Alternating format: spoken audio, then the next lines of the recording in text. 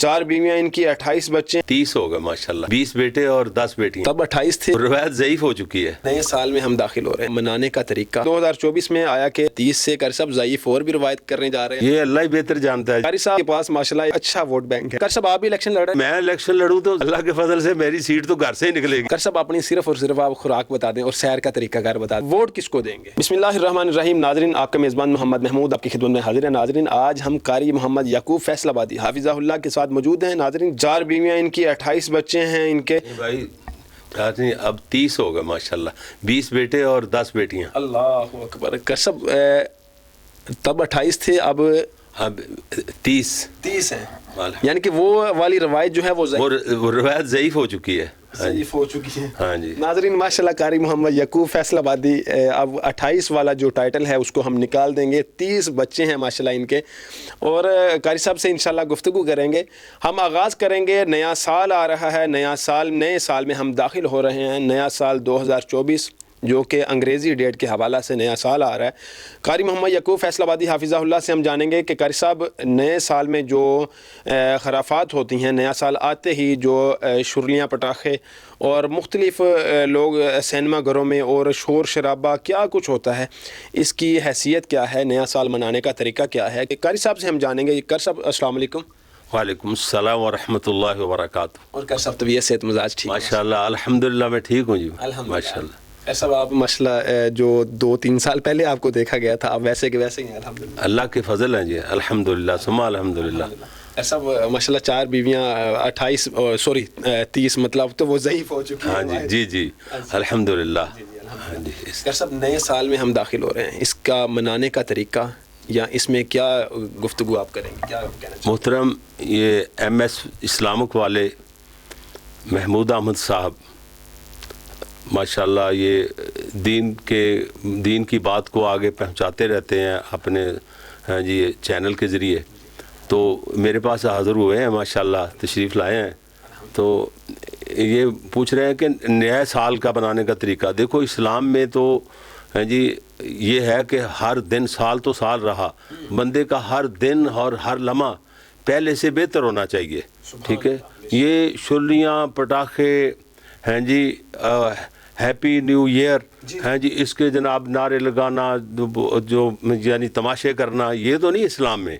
इस्लाम में ये है कि वैसे तो इस्लामी साल तो मुहर्रम से शुरू होता है, लेकिन ये जो हाँ जी दोस्त, अगर इसको भी नया साल समझे, चलो ईस्वी सन के लिहाज से ये नया साल शुरू हो रहा है, तो हमें चाहिए कि हमारा पिछले साल से ये अगला साल ज़्यादा बेहतर होना चाहिए, और हमें हर दिन, हर लम्हा अल्लाह के ज़्यादा करीब होना चाहिए। कुरान और सुन्नत के मुताबिक अकीदा, अमल, इस्लाम में हम बिल्कुल अमलन भी मुसलमान होना चाहिए हमें। तो ये चीज़ ये दर्स देता है कि बंदा अपने आप को बेहतर से बेहतर बनाता जाए, हाँ जी, अच्छे से अच्छा, ज़्यादा से ज़्यादा अल्लाह ताला के करीब हो।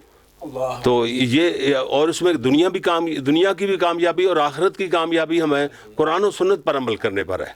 जी जी बिल्कुल। नाज़रीन, नया साल जो है वो कारी साहब ने बताया कि पीछे वाले साल के मद्देनज़र रखते हुए, पीछे वाले साल में जो गलतियां हुई हैं, कि क्यों ना हो कि उससे हम बचा जाए। हमें हर एक नया दिन जो है वो अच्छे तरीके से गुजारना चाहिए, पीछे से बेहतर तरीके से गुजारना चाहिए। कारी मोहम्मद याकूब फैसलाबादी से जानेंगे, 2024 में आया कि 30 से कर सब ज़ईफ और भी रिवायत करने जा रहे हैं आप? ये अल्लाह ही बेहतर जानता है जी। हाँ, ये बच्चों के बारे में पूछ रहे हैं कि हाँ जी, 30 बच्चे, 20 बेटे और 10 बेटियां, अल्हम्दुलिल्लाह। तो ये अल्लाह ताला का निज़ाम है, ये अल्लाह की ख़ास मेहरबानी और ख़ास अता है। अल्लाह के फजल व करम से इंशाअल्लाह हाँ जी हम चाहेंगे कि जितनी भी औलाद अल्लाह दे, सारे दीन पे ही लगें। इस्लाम। नाज़रीन, हम इस बात की तरफ, हमारा ज़्यादा नहीं आज का टॉपिक, हमारे काफ़ी ज़्यादा सवालात हैं। कारी साहब से सिर्फ आखिरी सवाल इसके मुताल्लिक़ करेंगे। कारी साहब, अपनी सिर्फ और सिर्फ आप खुराक बता दें और सैर का तरीकाकार बता दें, सैर जो आप करते हैं। जी मोहतरम, सेहत के हवाले से पूछ रहे हैं कि वो बंदे को अब यानी खाना कम चाहिए और अपने आप को थकाना ज़्यादा चाहिए। हाँ जी, अपने आप को थका के रखें, नए से नए रहेंगे, ट्यूनिंग होती रहेगी पूरे जिस्म की। अगर खाएंगे, लेटे रहेंगे, बैठे रहेंगे, बस जिस्म बढ़ता जाएगा, बीमारियां, और भारी जिस्म पर, जिस्म बोझल जो वेट जिस बंदे का ज़्यादा होता है, उस पर बीमारियां ऐसे गिरती हैं जैसे जंगल में कहीं गुड़ रख दो ना, गुड़ جنگل میں رکھ دیا جائے تو مکھیاں جیسے اس کے اوپر گرتی ہیں نا، ایسے بھارے جسم پر بیماریاں گرتی ہیں۔ ہمیں اپنے آپ کو درست رکھنا چاہیے، کھانا کم چاہیے، تھکانا زیادہ چاہیے، بندہ ٹھیک رہے گا۔ صاحب اپنی خوراک نہیں آپ نے بتائی؟ میری خوراک تو ڈاکٹر ظفر اقبال لودھی صاحب ہیں، سائی وال والے، وہ تجویز کرتے ہیں، آنکھیں چیک کرتے ہیں، آنکھوں کا پرنٹ لیتے ہیں، تو وہ ماشاءاللہ بتا دیتے ہیں کہ یہ چیز آپ کے معدے کے لیے، آپ کا معدہ فلاں چیز کے لیے بنا، فلاں چیز کے لیے نہیں بنا۔ وہ ایک فائل بنا کے دے دیتے ہیں، دو فائل سی، تو اس کے مطابق بندہ چلے تو بندے کو 10-20 سال کہیں میڈیکل سٹور پہ جانے کی ضرورت ہی نہیں پڑے گی زندگی میں۔ یعنی کہ آپ کے حکیم صاحب کے ساتھ پاس بھی ہمیں جانا پڑے گا؟ جانا پڑے گا، ہر کسی کو جانا پڑے، جو ایک مرتبہ گیا ہے نا وہ ہزاروں بندوں کو اور کو بھی لے کے گیا ہے۔ جو ایک بار آپ نہیں صحیح بتا رہے، مطلب وہ ہمیں بتا دیں گے کہ آپ کی خوراک کیا ہے؟ ہاں جی نہیں، اس کو پتہ چلے گا، وہ آنکھیں چیک کریں گے، پرنٹ کریں۔ آنکھوں کا اور معدے کا تعلق کمپیوٹر کے ذریعے، میڈیکل سائنس کے ذریعے انہوں نے تلاش کیا ہے ماشاءاللہ۔ سیر کا کیا طریقہ کار ہے؟ سیر کا طریقہ، سیر بندے کو دیکھو ہونا تو یہ چاہیے، خالی پیٹ بندہ ہاں جی سخت جان جو کام کرتا ہے نا، دوڑنے والا، بھاگنے والا، پیدل چلنے والا، ایکسرسائز والا، وہ بندے کو چاہیے کہ بندہ مطلب ہے نا خالی پیٹ کرے، ہاں جی ہاں، کھانے پینے کے بعد نہیں۔ تو پھر باقی مسئلہ یہ ہے کہ اگر کسی بندے کا، جیسے ہمارا کوئی ٹائم ٹیبل فکس نہیں ہو سکتا، جب بھی جہاں بھی موقع ملے انسان کو ہاں جی سفروں میں رہے، جب سفروں میں رہتا ہے اس خصوصی خیال کرے کہ میں ہاں جی میری سیر اس طرح نہیں ہو رہی، ہاں جی ایکسرسائز اس طرح نہیں ہو رہی جس طرح میں گھر رہ کے کرتا ہوں، تو بندہ ایسے کم کھائے گا تو اسے ٹھیک رہے گی۔ جی بالکل۔ ناظرین، قاری محمد یعقوب فیصل آبادی حافظہ اللہ ہمیں بتا رہے تھے، اور کسی دن انشاءاللہ ان کے سیر کرتے ہوئے ہم ان سے انٹرویو کریں گے، کسی دن وہاں پہ بھی چھاپہ ماریں گے اور قاری صاحب سے گفتگو ہوگی۔ ناظرین ہم سوالات کی طرف چلتے ہیں۔ ہاں مجھے ایک چیز ناظرین اور بھی یاد آئی، قاری صاحب ہمارے پاس چائے آئی، یہاں پہ ٹی آئی، تو قاری صاحب نے کہا اس کو یار تھوڑا سا دور کر کے رکھیں، تو میں چائے پیتا نہیں ہوں، تو مجھے تو خوشبو بھی نہ آئے اس طرح، مطلب میں نے کہا شاید قاری صاحب کی صحت اس سے بھی خراب ہوتی ہے۔ قاری صاحب یہ حقیقت ہے کہ مطلب چائے بھی نہیں؟ بالکل، چائے میں پہلے بھی نہیں پیتا تھا، لیکن ڈاکٹر ظفر اقبال لودھی کے ملنے کے بعد نا وہ مطلب دودھ اور دودھ سے بنی اشیاء میری بند ہے نا، ہاں جی بکری کا دودھ زیادہ سے زیادہ ہو سکتا ہے، باقی منع ہے مجھے۔ اچھا جی ناظرین، نئے سال کے ساتھ ساتھ الیکشن کی بھی آمد ہے۔ 8 فروری کو الیکشن ہے۔ قاری یعقوب فیصل آبادی حافظہ اللہ سے جانیں گے کہ الیکشن تو آ رہے ہیں، تو اس میں الیکشن کے ساتھ ساتھ جو ہمارے معاشرے میں لڑائی جھگڑے اس وقت جو ہے عروج پر، مطلب ایک کہتا ہے میں نے اس کو ووٹ ڈالیں، ایک کہتا ہے میں اس پارٹی کا ہوں۔ قاری صاحب الیکشن تو آ رہے ہیں، لیے چلے بھی جائیں گے، لیکن ہماری محبتیں کم پڑ جائیں گی، اس پہ آپ کیا کہیں گے؟ جی محترم، دیکھو پہلی بات ہے الیکشن جو ہے نا، یہ ووٹنگ سلسلہ، یہ اسلام میں تو اس کا کوئی جواز نہیں ہے۔ دوسری بات یہ ہے کہ موجودہ جس طرح دنیا پھیلی ہے، موجودہ ماحول کے مطابق، موجودہ زمانے میں جی اسلامی جمہوریہ پاکستان میں جمہوریت کے علاوہ کوئی دوسرا نظام ادھر لاگو ہو بھی جائے تو اس کا قائم رہنا ممکن نہیں ہے۔ یہ مجبوری ہے، اور مجبوری کے پیش نظر اگر ہاں جی اس کو ہمیں چاہیے کہ ہم پہلے اپنے آپ کو درست کریں اور درست بندوں کو، صحیح بندوں کو آگے لے کے آئیں، جو وعدہ وفا کرنے والے ہوں، ہاں جی جس کو بندے کو اگر وہ نیکی کے ساتھ اٹیچ ہوں، دین کو سمجھتے ہوں، ہاں جی ان لوگوں کو ووٹ دینا چاہیے، تاکہ وہ لوگ آگے آئیں گے تو دین پھیلے گا، وہ لوگ ایماندار آگے آئیں گے تو وہ یہ ملک ترقی کرے گا۔ ملک کے لیے فائدہ مند جو لوگ ہیں ان لوگوں کو آگے لانا چاہیے۔ جی بالکل۔ ہاں تو قاری صاحب یہ جو لڑائی جھگڑے پھر ہوتے ہیں، اس پہ لڑائی جھگڑے ہوتے ہیں، یہ تو اپنے آپ کو مطلب لیڈر بننے کے لیے، حالانکہ اسلام میں اس کا جواز ہی نہیں۔ جو لیڈر بننا چاہتا ہے اس کو لیڈر تو دینی نہیں چاہیے، ہاں جی لوگ جس کو لیڈر بنائے وہ لیڈر ہوتا ہے۔ لڑائی جھگڑے کی اس میں ضرورت ہی نہیں۔ کارکنان بھی آپس میں لڑتے ہیں۔ کارکنان کا محترم محمود احمد صاحب، محترم بیٹا جی، کارکن جو ہے نا ان کو اس معاملے میں لڑنا ہی نہیں چاہیے۔ ہاں جی ووٹ جس کو مرضی دیں، لیکن آپ کا ضمیر مطمئن ہو کہ میں صحیح مسلمان بندے کو ووٹ دے رہا ہوں۔ بالکل۔ یہ ایک نالی اور ایک گٹر بنا دینے سے آپ ووٹ اس کو دے دیتے ہیں، یہ ایک آپ کی گواہی ہے، اس کو صحیح استعمال کرنا چاہیے۔ بالکل، یعنی یہ ضمیر کے مطابق، اپنے ضمیر کے مطابق ووٹ دینا چاہیے۔ کوئی بندہ ایک نالی نہیں، آپ کو اربوں روپے کے محل بھی تعمیر کر دے تو اس کو ووٹ نہیں دینا چاہیے اگر غلط بندہ ہے تو۔ ہاں جی غلط بندہ ہے، بالکل۔ جی ناظرین، بالکل آپ نے ضمیر کے ساتھ دیکھیں کہ یہ بندہ کس قدر ملک پاکستان کا وفادار ہے۔ بالکل اسی حوالہ سے قاری صاحب سے پوچھتے ہیں، قاری صاحب آپ بھی الیکشن لڑ رہے ہیں پھر؟ جی الیکشن تو میں نہیں لڑ رہا جی، نہ لڑنا چاہتا ہوں۔ نہیں تو گھر میں ہی آپ الیکشن لڑ رہے ہیں. نہیں میں الیکشن لڑوں تو اللہ کے فضل سے میری سیٹ تو گھر سے ہی نکلے گی. ناظرین بالکل میں پیغام دینا چاہوں گا کہ ہم اپنے حلقہ احباب کے جو M N A M P As ہیں, قاری صاحب کے پاس ماشاءاللہ ایک ووٹ بینک, اچھا ووٹ بینک ہے, تو کیوں نہ ہو کہ ان کی طرف وزٹ کیا جائے اور اپنے ووٹ بینک کو ان کے ووٹ بینک کو اپنی طرف لیا جائے. قاری صاحب آپ کا ماشاءاللہ کتنا ووٹ بینک ہے؟ ماشاءاللہ کافی سارے ووٹ بینک, پورا محلہ ہی بنتا ہے ماشاءاللہ. آپ کی یعنی کہ یعقوب ٹاؤن ہی بنے گا انشاءاللہ. اچھا اللہ نہ کرے, مطلب اگر رشوت کے طور پہ جو لوگ کرتے ہیں, آپ اگر لینا چاہیں تو آپ کو تو پراڈو مل سکتی ہے. مل سکتی ہیں, کئی پراڈو مل سکتی ہیں, لیکن پراڈو کا مسئلہ نہیں, ہمیں اللہ نے سب کچھ دیا ہوا ہے. اللہ مزید, اللہ سے ہم مانگیں گے, کسی سے ہم 1 روپیہ بھی نہیں مانگتے اللہ کے فضل و کرم سے. باقی انشاءاللہ ہمیں کوئی خرید نہیں سکے گا. ہاں جی, اربوں روپیہ ہمارے قدموں میں پھینک دیں, لیکن پھر بھی ہم ووٹ اس کو دینا ہے جو ایماندار اور دیانتدار آدمی ہوگا. جی جی بالکل. ناظرین ووٹ بینک اچھا ہے, لیکن ووٹ بینک کا استعمال جو ہے وہ بالکل ایماندار بندے کے اوپر کرنا چاہیے. ماشاءاللہ قاری صاحب کے اپنے ووٹ ہی آپ اندازہ لگا لیں, اگر 30 بچے ہیں تو ووٹ بینک ان کا کتنا بنتا ہے. اور بالکل ناظرین الیکشن یہ لڑ رہے ہیں نہیں لڑ رہے انہوں نے بتا دیا, ٹھیک ہے. اسی حوالے سے قاری صاحب کا ووٹ بینک, اور قاری صاحب آپ ووٹ کس کو دیں گے؟ ووٹ جی مجھے یہ ہے کہ جو آدمی مجھے ایسا لگے گا نا کہ یہ وعدہ وفا کرے گا, پاکستان کے لیے جو 1 نمبر آدمی ہو, اپنی جان قربان کرنی پڑے تو پاکستان کے لیے جان قربان کر دے, اسلام کے لیے اپنی جان قربان کرنی پڑے تو جان بھی قربان کر دے. مال کیا ہوتا ہے, اور جھوٹے وعدے کرنے والے کو تو ووٹ دینا ہی نہیں نا.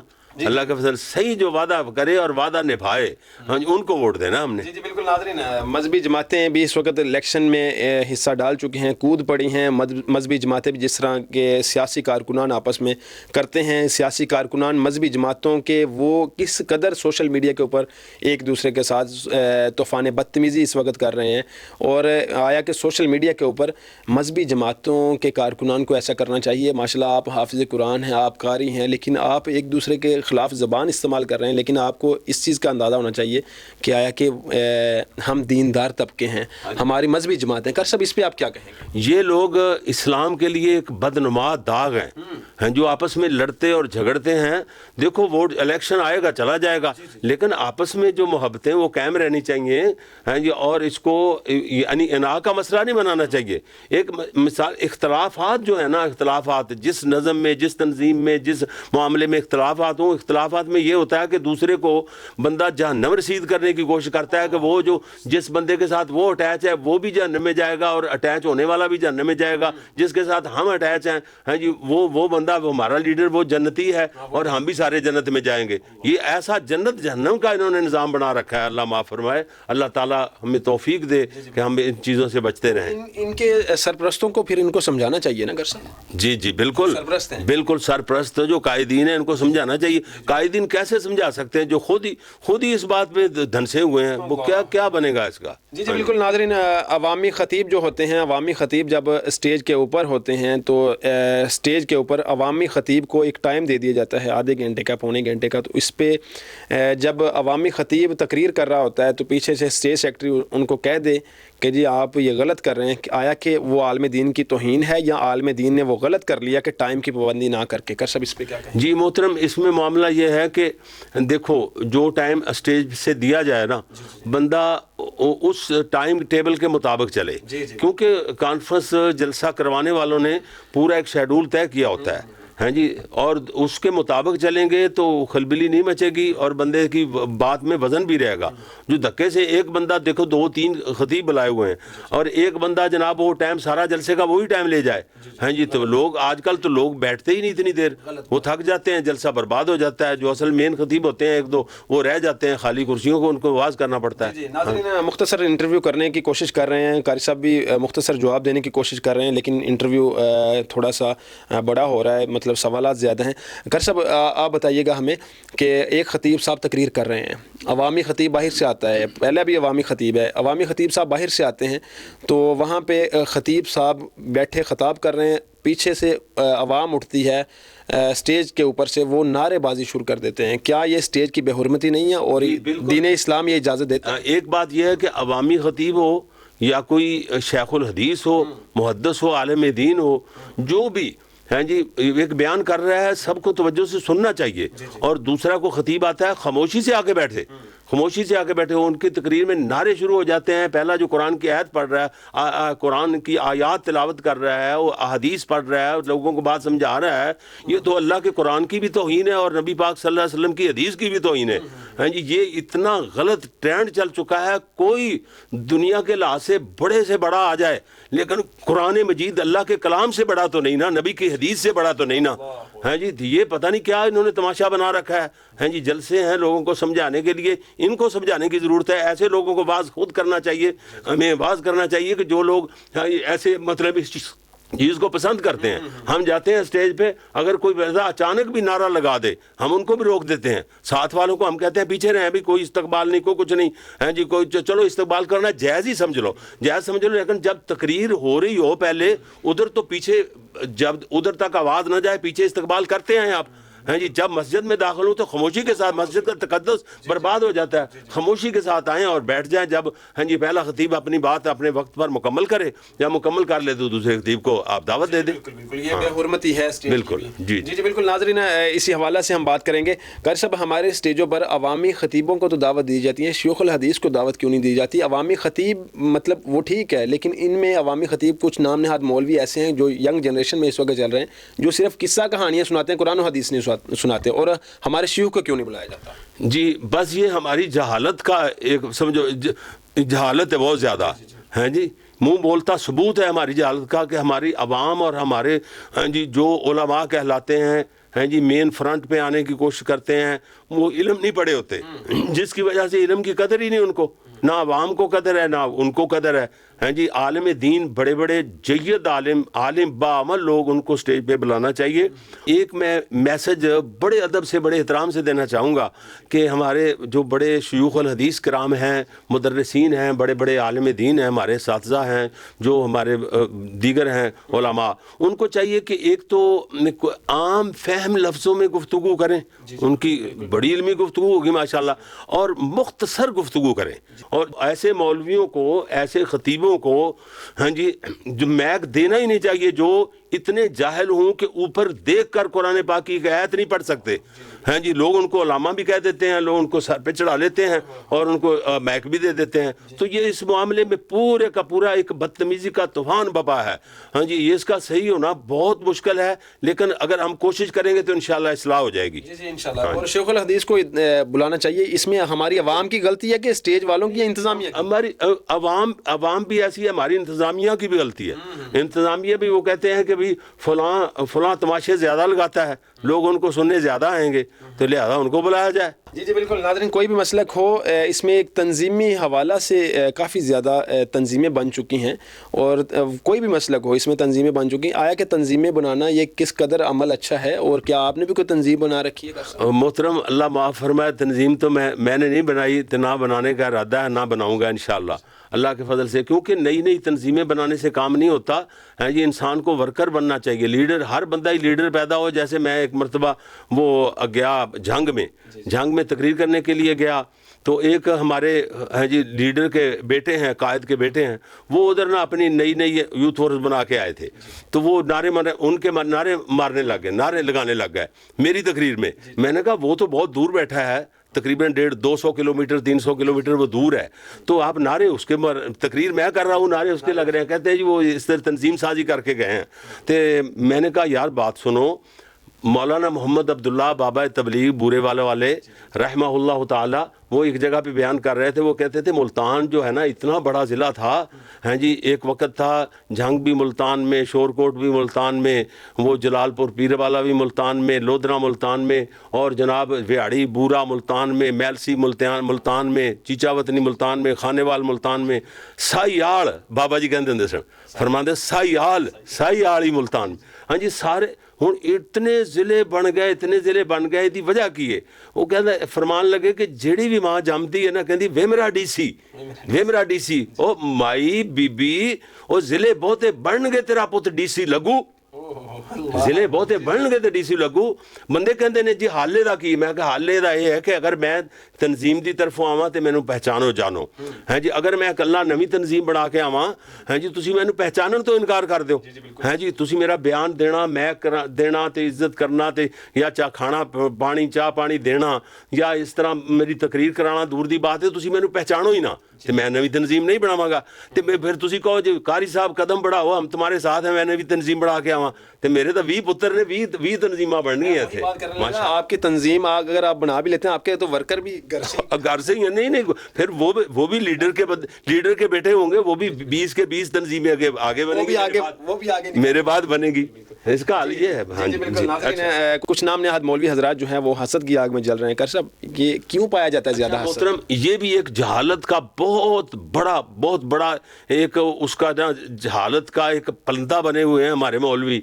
अल्लाह माफ, मौलवी हूँ दूसरे तीसरे हूँ, जो हसद करता है ना, हसद करने वाले की नेकियों का वो सारे के सारे दफ्तर खाली रहते हैं। जितने मर्जी हज, जितनी मर्जी नमाजें हूँ, ताजदे हूँ, लेकिन हसद बंदे की कोई नेकियां, क्योंकि ये हदीस कुरान पाक में भी हसद की बहुत ज़्यादा तरदीद की गई है और अहादीस में भी हसद। देखो नबी सल्लल्लाहु अलैहि वसल्लम ने फरमाया ना कि हसद नेकियों को ऐसे खा जाता है जैसे, हैं जी, खुश्क लकड़ियों को आग खा जाती है। हाँ जी, मौलवी हो हसद करने वाला या अवाम हो, जो हसद तो नेकियां नहीं छोड़ेगा।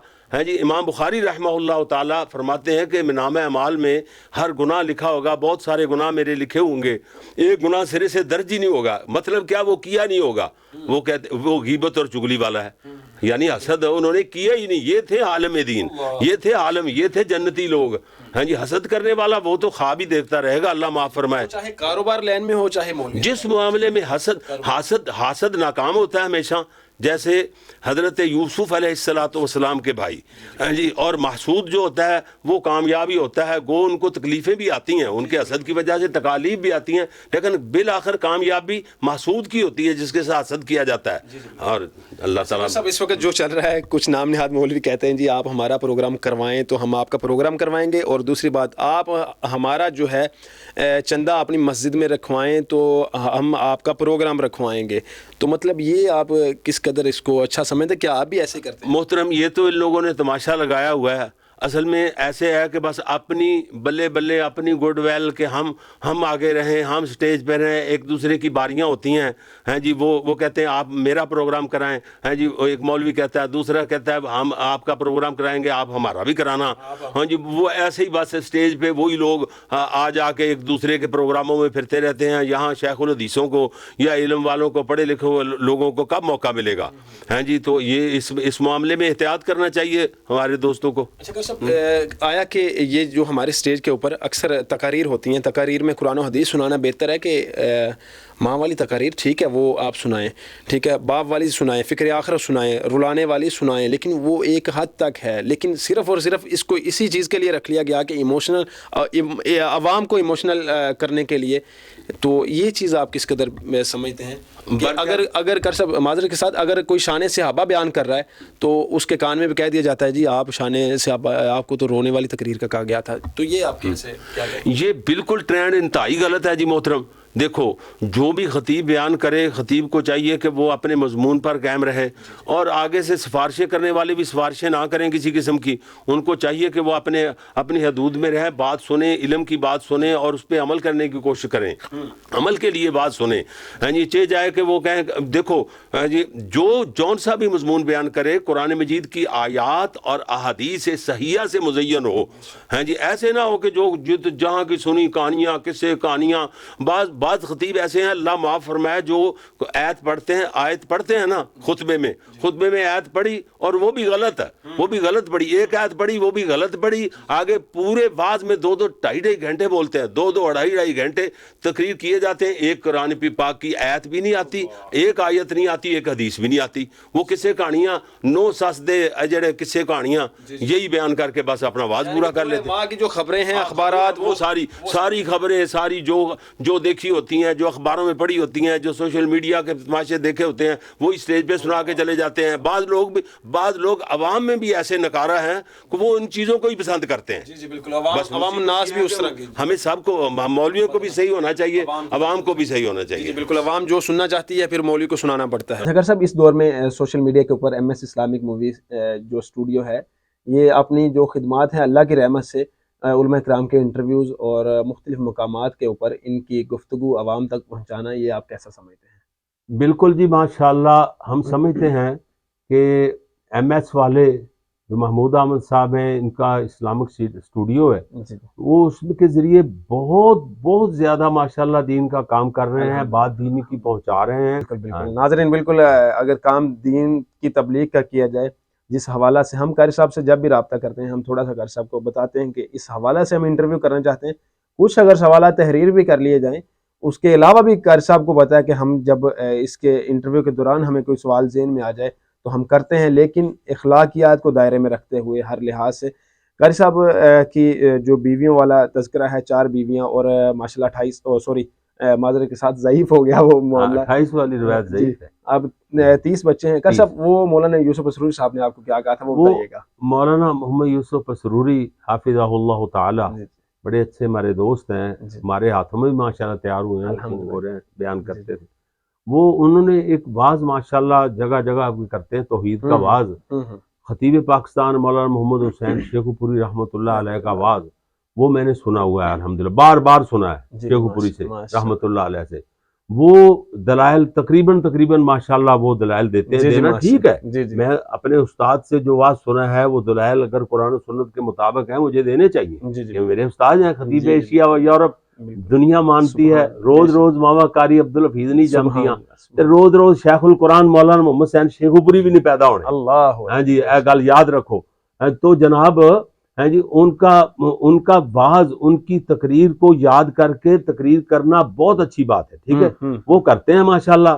حافظ محمد یوسف اسروری صاحب, تو وہ جناب پہلے میرے جب 22 بچے تھے تو وہ 22 کا کہنے لگ گئے ہیں جی, اور 22 بچے ہیں قاری صاحب نے, دیکھو یہ لوگ کہتے ہیں فلاں بیٹا دیتا ہے, فلاں بیٹی دیتا ہے, فلاں یہ ہوتا ہے. اگر ان کے بس میں ہوتا تو ہمارے گھروں میں تو ایک کہانی کڑی بھی نہ پیدا ہوتی, کہانی بچی بھی نہ پیدا ہوتی. تو ماشاءاللہ ہمارے قاری محمد یعقوب فیصل آبادی ہیں, ان کے جناب 22 بچے ہیں.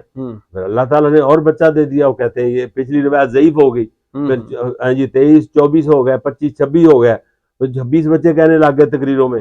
تو پھر جب جی وہ 26 کی روایت بھی ضعیف ہوگی, کسی نے کہا مولانا حافظ صاحب یہ روایت کی آپ کے ضعیف ہو چکی ہے, اب تو ان کو اللہ تعالیٰ نے ایک اور بیٹا دے دیا, 27 ہو گئے.